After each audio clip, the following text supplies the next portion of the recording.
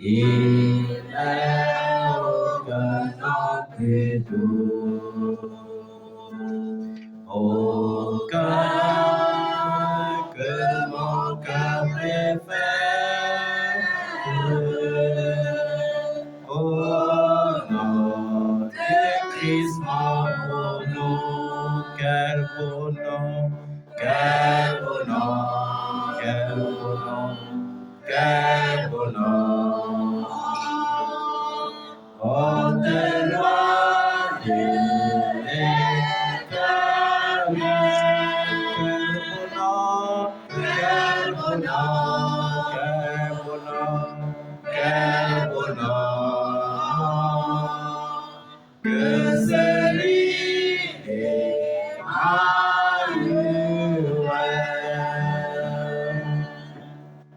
quelque grand que soit un homme, qu'il soit prince ou qu'il soit roi,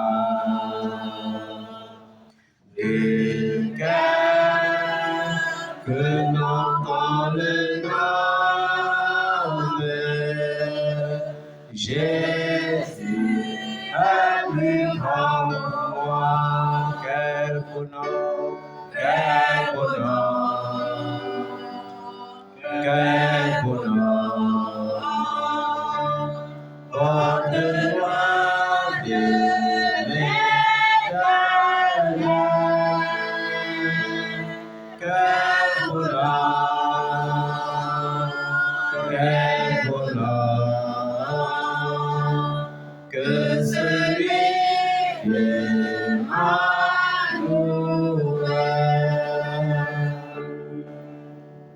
Laissez enfin les attaches, portez d'un nom glorieux. Mais le plus beau nom des anges, pourrais-tu me rendre heureux? Quel beau nom, quel beau nom, quel beau nom. Oh, de loin de l'éternel, quel beau nom, quel beau nom, quel beau nom, que celui d'Emmanuel.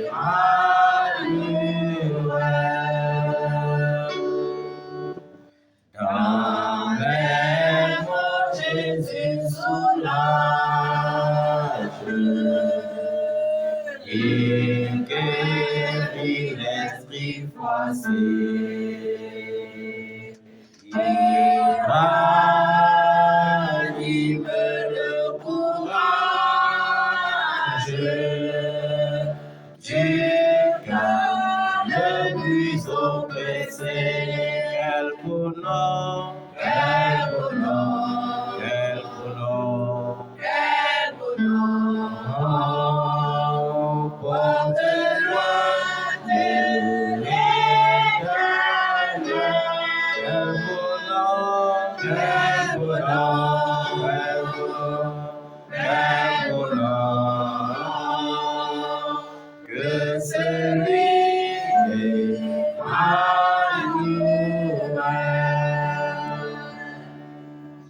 De quelle joie inouïable, le cœur du pauvre pécheur. Non, il n'est rien dans ce monde qui pareil à ce bonheur. Quel bonheur, quel bonheur, quel bonheur. Oh, de loin de l'éternel, quel bonheur, quel bonheur, quel bonheur, que c'est lui qui m'a loué. Et c'est vrai, aucun nom d'un ange ou d'un archange ne peut nous donner la sécurité. Amen. Mais le nom de Jésus est pour nous une tour forte. Le nom de Jésus est source de joie. Le nom de Jésus est source de paix. Amen. Amen. Cantique numéro 131, miséricorde insondable.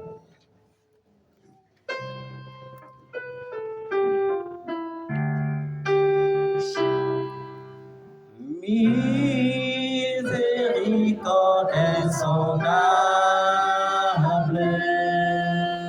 Dieu peut-il tout pardonner? À soulever si grand coupable, et mes péchés oubliés, Jésus, je viens.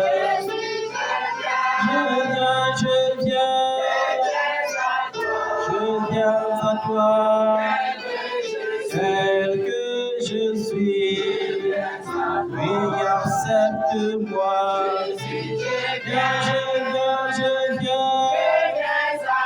Je viens à toi, je suis Seigneur.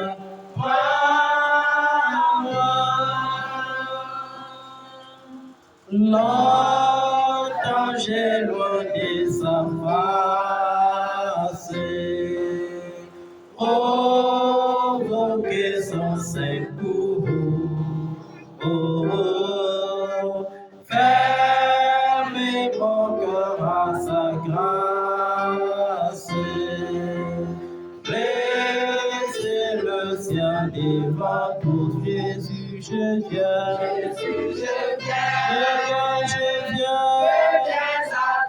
Je viens à toi, tel que je suis, oui, accepte-moi. Je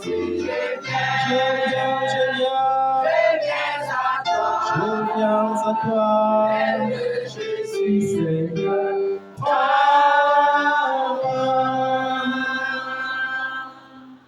Oh Jésus, à toi je cède. Je veux être libéré de tout péché qui m'obsède. Être à jamais délivré, Jésus, je viens.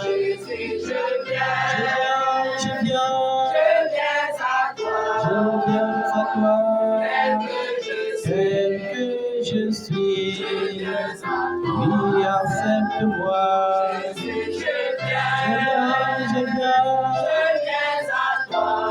viens à toi, tel que je suis.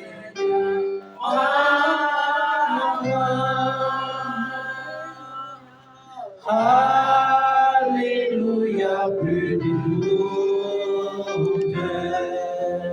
Mon fardeau m'est enlevé. Et pour le ciel, je suis en route.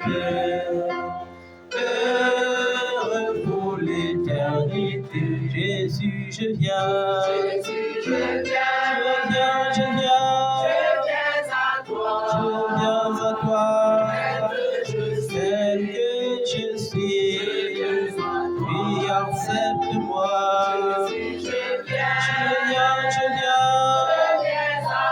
Je viens à toi, je suis Seigneur.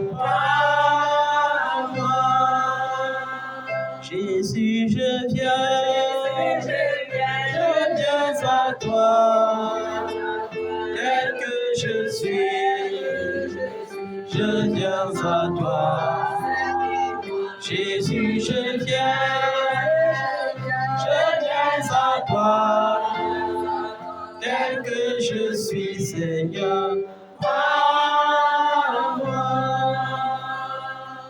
Et par ce cantique, le Seigneur veut que tu comprennes son amour. Il veut que tu comprennes totalement son pardon. Amen. Le plus souvent n'est pas le péché, c'est pas le péché qui est problème. C'est se sentir pardonné qui est problème. Il y a des enfants de Dieu qui ont péché, qui ont demandé pardon à Dieu, qui ne pêchent plus, mais qui vivent dans la culpabilité. La Bible te dit que si ton cœur te condamne, il faut que tu saches que Dieu est plus grand que ton cœur. Amen. Il faut que tu acceptes le pardon de Dieu de tout ton cœur pour vivre l'amour de Dieu. Parce que lorsque tu ne te sens pas pardonné, il y a certaines bénédictions que tu ne peux pas vivre. Ton sommeil parfois sera hanté par le souvenir de tes péchés. Amen. Amen. Mais Dieu veut que tu te sentes pardonné. Le Seigneur Jésus a dit, le Fils de l'homme n'est pas venu dans le monde pour sauver le monde, pour juger le monde, mais pour que le monde soit sauvé par lui. Donc Jésus ne vient pas vers toi pour te juger. Amen. Amen. Mais il veut que tu te donnes à lui tel que tu es. Tel que tu es comment? C'est-à-dire avec tes faiblesses. Amen. Amen. Chaque être humain a ses faiblesses. Même les plus grands hommes de Dieu. Élie était redoutable par l'onction qui était en lui.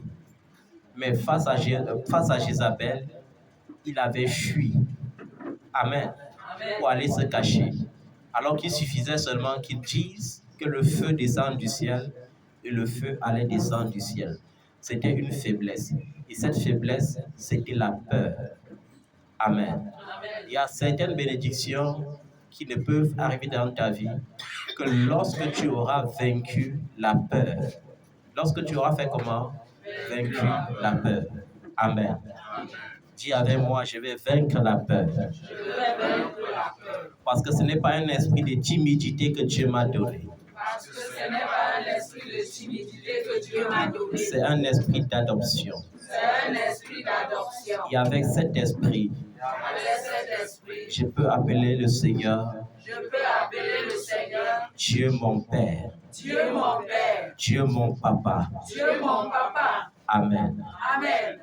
Dieu veut ta sincérité. Le pardon total ne sauve qu'à ceux qui viennent avec leur faiblesse, mais qui viennent sincèrement. Amen. Amen. Nous voyons dans les assemblées de nos jours que si on demande à quelqu'un de confesser publiquement son péché, il sera difficile pour cette personne de confesser son péché publiquement. Mais un enfant de Dieu doit être capable de trahir le péché publiquement. Parce que lorsque tu trahis le péché prend la fuite. Amen. Amen. Mais lorsque tu gardes le péché devient ton ami. Judas était l'ami de l'argent. Sa faiblesse, c'était la cupidité. Il marchait avec le Seigneur, mais il n'était pas sincère envers le Seigneur. C'est pourquoi le diable avait saisi l'occasion pour passer par lui avant de trahir Jésus. Amen. Amen. Tu ne peux pas savoir ce qui se passe dans le règne de Dieu quand les païens disent « Regarde ce qu'ils font ».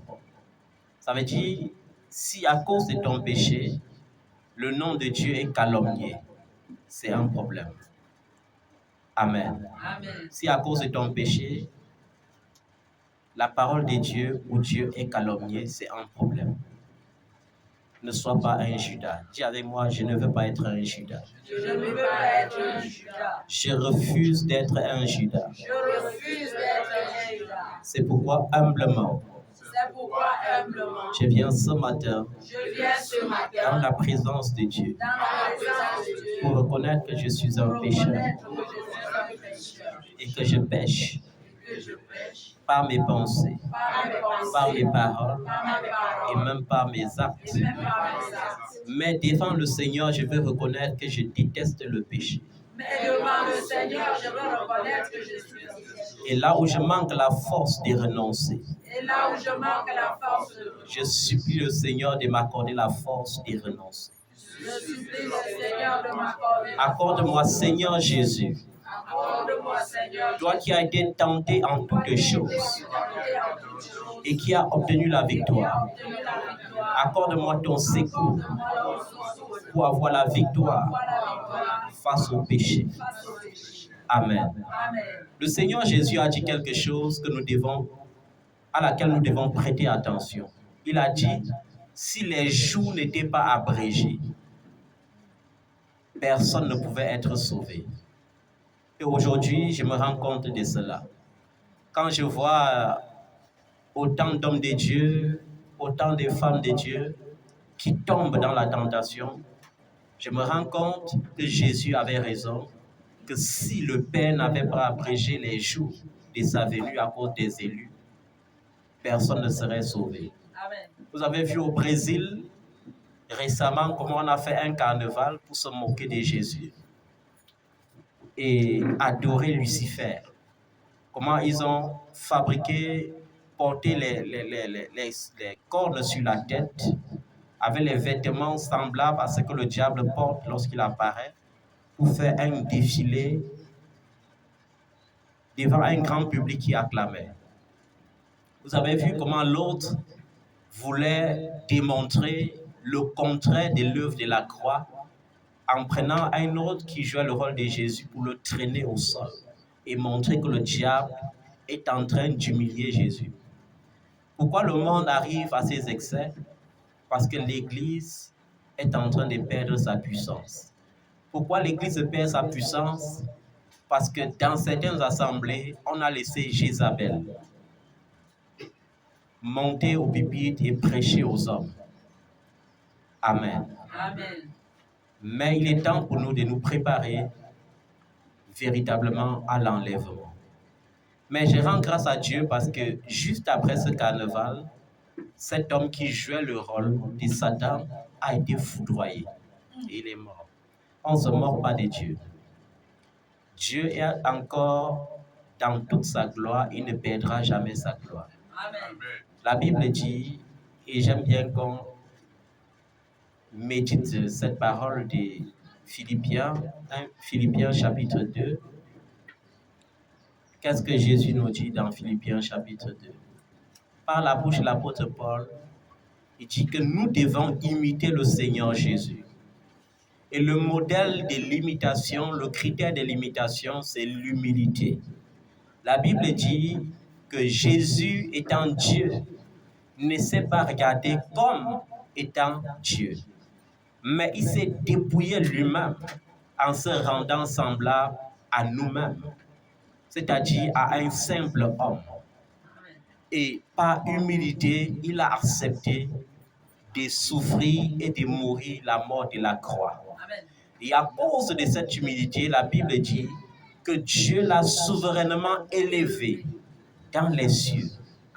Amen. Amen. En sorte que dans les cieux, sur la terre et sous la terre, il n'y ait aucun autre nom en dehors du nom de Jésus, devant lequel tout genou fléchira et toute langue confessera qu'il est Seigneur.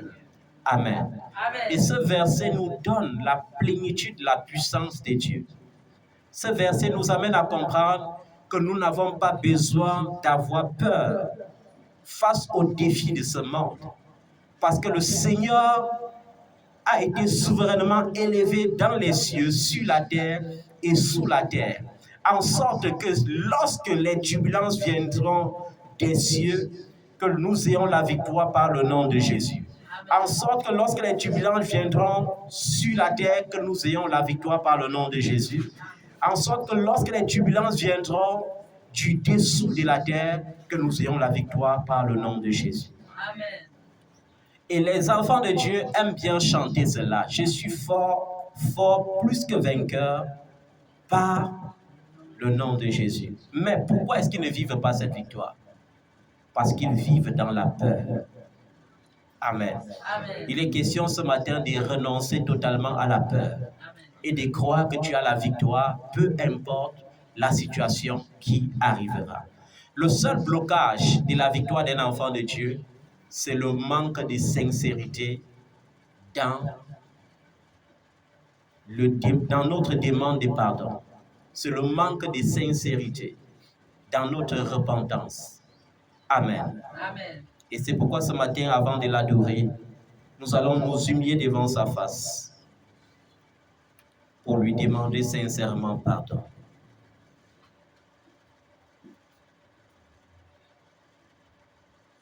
Mon cœur a tant vacillé, je crie à toi, mon sauveur.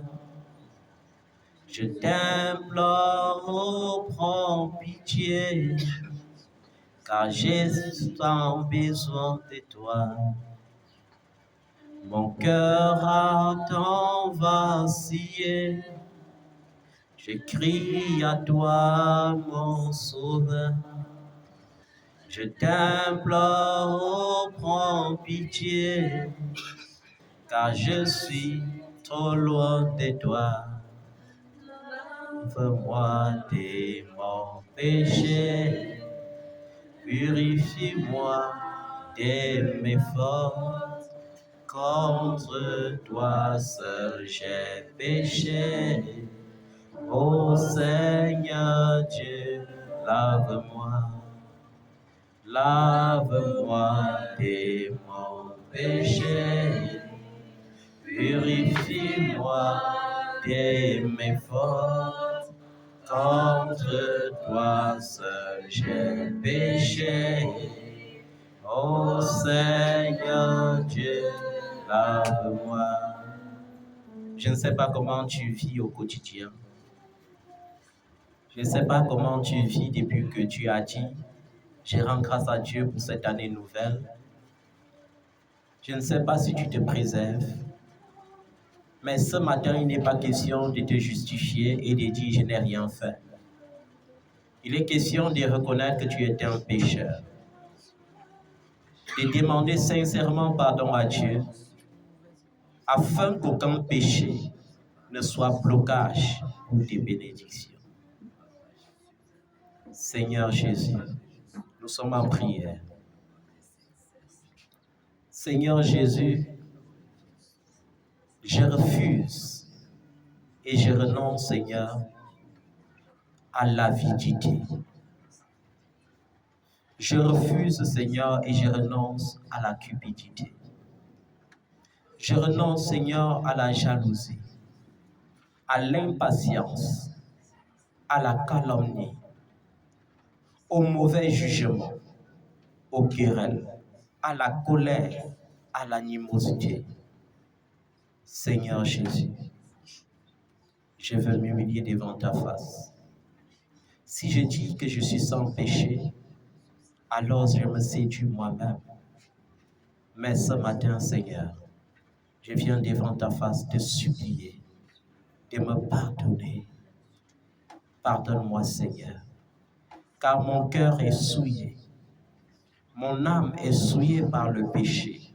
Mes mains sont impures. Mes lèvres sont impures. Mes pensées, Seigneur, ne t'honorent pas. Pardonne-moi, Seigneur. Je te supplie, Seigneur, pardonne-moi. Du fond de mon cœur, je crie à toi, pardonne-moi. Du fond de mon âme, je te cherche. Seigneur, ne me cache pas ta face. Accorde-moi ta miséricorde. Accorde-moi ton pardon. Seigneur, je prie et je te supplie pour moi-même. Je te supplie pour tous les enfants que tu m'as confiés dans la foi. Car je ne sais pas comment ils vivent. Et tu as toi-même dit qu'il est honteux de dire ce qu'ils font dans le secret. Je viens reconnaître que dans le secret, Seigneur, tes enfants forniquent. Je viens reconnaître que dans le secret, tes enfants sont dans l'impudicité, dans la débauche. Je viens te supplier, Seigneur, de pardonner. Tes enfants envient. Tes enfants se jalousent les uns les autres. Tes enfants se calomnient les uns les autres. Tes enfants se méfient les uns des autres. Seigneur, je te supplie, accorde le pardon et sanctifie-nous, Seigneur, par ta parole. Et sanctifie-nous, Seigneur, par le sang de l'agneau. Nous voulons être purs, Seigneur, comme tu es pur. Car, Seigneur, tu désires que ceux qui t'adorent en esprit et en vérité. Il est honteux, Seigneur, de t'adorer étant souillé. Il est honteux de t'adorer étant sale. Mais le sang de Jésus, Seigneur, peut nous laver. C'est pourquoi tu as dit en ce mois de mars que même si nous prenons tous les détergents, tous les savons les plus efficaces pour laver nos péchés, Seigneur, c'est en vain que nous lavons. Mais le sang de Jésus peut nous laver. Le sang de Jésus peut nous purifier. Le sang de Jésus-Christ peut nous justifier. Seigneur, nous te supplions, par le nom de Jésus, de nous sanctifier, de nous purifier par le sang de Jésus. Par le sang de Jésus, Seigneur, nous voulons refuser à Satan de saisir l'occasion de nos faiblesses pour faire des revendications dans nos vies. Seigneur, nous refusons, au travers du sang de Jésus, que ton nom soit calomnié à cause d'un péché que nous avons commis. Nous refusons, Seigneur, par le sang de Jésus, que Satan nous accuse publiquement. Car nous croyons, Seigneur, que par le sang de Jésus, il a été vaincu publiquement. Il a été humilié publiquement. Seigneur Jésus, que par ton sang précieux qui donne la victoire, nous ayons la victoire sur le péché. Nous ayons la victoire sur le monde. Au nom de Jésus de Nazareth. Amen. Seigneur, nous te supplions, lave-nous complètement de nos péchés. Au nom de Jésus. Nous voulons te supplier ce matin, ô Père céleste, de détruire, ô Dieu, de détruire le pouvoir de la malédiction du péché dans nos vies, de détruire le pouvoir des conséquences de nos péchés. Nous ne refusons pas d'assumer, car il est écrit, Seigneur, que nous ne devons pas mépriser ta correction. Mais nous voulons, Seigneur Jésus, que s'il y a une correction qui va arriver dans notre vie, que nous soyons livrés à tes propres mains. Seigneur, ne nous livre jamais aux mains de l'ennemi. Ne nous livre jamais aux mains de l'adversaire. Ne nous livre jamais aux mains des hommes. Entre tes mains, Seigneur, nous nous livrons. Et nous prions, Seigneur, au travers du sang de Jésus, tu te rappelles de l'œuvre de la croix. Et que tu nous sauves, Seigneur. Sauve-nous. Nous ne méritons pas, mais nous te supplions pour ta miséricorde. Au nom de Jésus de Nazareth. Amen. Seigneur, nous voulons te confier nos yeux. Seigneur, afin que nos yeux soient gardés en toi. Que nos yeux soient fixés sur toi. Garde nos yeux, afin que par nos yeux nous ne convoitons pas. Afin que par nos yeux nous ne bronchons pas. Car tu as dit que celui qui est dans les ténèbres peut se garder de tout péché. Nous voulons avoir la cécité lorsqu'il s'agit de la convoitise de la chair. Nous voulons avoir la cécité lorsqu'il s'agit de la convoitise du monde. Seigneur Jésus, rends-nous aveugles lorsqu'il s'agit de regarder pour convoiter. Au nom de Jésus de Nazareth, garde nos yeux sur toi, Seigneur. Nous voulons avoir nos yeux sur toi. Nous voulons avoir nos yeux sur toi. Seigneur, nous voulons te confier nos pensées. Que nos pensées se tournent vers ta parole. Que nos pensées se tournent vers les choses d'en haut et non vers celles qui sont sur la terre. Seigneur, nous te supplions. Viens purifier nos pensées par le sang de Jésus. Viens purifier nos pensées et donne à nos pensées, Seigneur, la vertu qui vient de ton esprit. Que tout ce qui est pur, que tout ce qui est digne de louange et d'approbation, Seigneur, soit l'objet de notre pensée. Au nom de Jésus de Nazareth. Nous voulons te confier nos cœurs. Tu as dit, Seigneur, de l'abondance du cœur que viennent les paroles de la bouche. Nous prions, Seigneur, que tu purifies nos cœurs. Nous prions que tu laves nos cœurs, que tu sanctifies nos cœurs par le sang de l'agneau. Lave nos cœurs, Seigneur. Purifie nos cœurs au nom de Jésus de Nazareth. Amen. Lave nos cœurs, purifie nos cœurs par le sang de l'agneau. Au nom de Jésus. Nous voulons que nos cœurs soient porteurs de vie et non porteurs de la mort. Que chaque parole qui sortira de notre bouche soit des paroles qui donnent la vie et non la mort. Amen. Soit des paroles d'action, de grâce et non des paroles de malédiction. Amen. Car tu as dit que de la même source ne peuvent pas jaillir l'eau amère et l'eau agréable à boire. Nous voulons que notre bouche soit le canal qui véhicule de l'eau potable et non de l'eau amère. Au nom de Jésus de Nazareth. Seigneur, nous voulons te confier nos lèvres. Tu as dit, celui qui donne de sa langue est capable de teigner tout son corps en bride. Que lorsque les hommes nous taquineront, que lorsque les hommes nous calomnieront, que lorsque les hommes se soulèveront contre nous, que la colère ne soit pas notre réponse. Que nos lèvres soient capables de manifester la douceur. Que nos lèvres soient capables de manifester la patience. Que nos lèvres soient capables de manifester la maîtrise de soi. Au nom de Jésus de Nazareth. Amen. Seigneur, de la même manière que tu avais purifié les lèvres de ton serviteur Isaïe, nous prions, Seigneur, que par ton feu, nos lèvres soient purifiées. Au nom souverain de Jésus-Christ de Nazareth. Amen.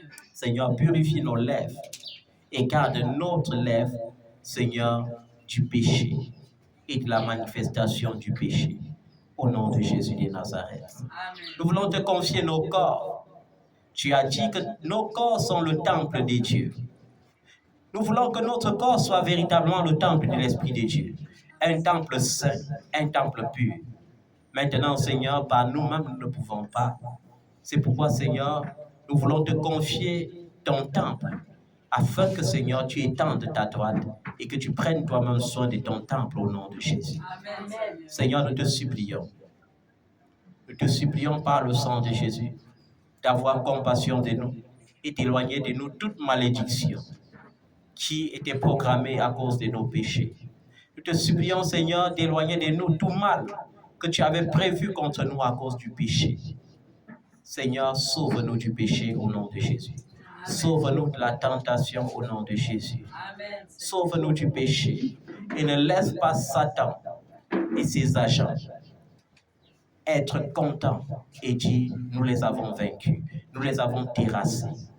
Seigneur, nous prions au nom de Jésus pour ordonner que toute malédiction que Satan voulait déposer dans notre vie à cause du péché, que cette malédiction soit brisée maintenant par la puissance du sang de Jésus, au nom de Jésus-Christ de Nazareth. Nous voulons condamner tout démon qui a saisi l'occasion du péché pour entrer dans notre corps, pour entrer dans notre vie, afin de diriger. Seigneur, que tout démon mandaté par Satan à cause d'un péché soit lié et renvoyé dans les abîmes au nom de Jésus. Amen. Seigneur, qu'aucun esprit impur ne vienne siéger en nous. Nous voulons être libres du péché, libres de la mort, par le pouvoir du sang de Jésus, au nom de Jésus-Christ de Nazareth. Amen. Seigneur, nous nous réjouissons dans ta présence. Nous nous réjouissons pour ta miséricorde. Nous nous réjouissons pour tes bienfaits. Nous nous réjouissons pour le sang de Jésus qui est efficace pour nous purifier de tout péché. Amen. Seigneur, nos cœurs sont inclinés devant ta face.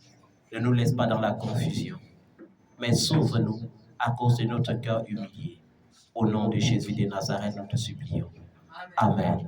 Amen. Et je prie et je déclare sur le peuple de Dieu la grâce du pardon au nom de Jésus. Amen. Et je prie et je déclare que si c'est un péché qui était un blocage pour ta bénédiction, maintenant que le sang de Jésus t'a purifié, que les portes de cette bénédiction s'ouvrent au nom de Jésus. Amen. Si une maladie subsistait en toi par le pouvoir d'un péché, au nom de Jésus-Christ de Nazareth, par le pouvoir du sang de Jésus, je te déclare libre de cette maladie dès aujourd'hui et à perpétuité au nom de Jésus-Christ de Amen, Nazareth. Seigneur. Aucune situation pesante ne doit affliger ta vie par l'occasion du péché. Lorsque l'ennemi viendra te réclamer, le sang de Jésus-Christ criera plus fort que toute réclamation. Amen. Au nom de Jésus-Christ de Nazareth. Amen. Amen. Est-ce que tu peux acclamer le Seigneur Jésus?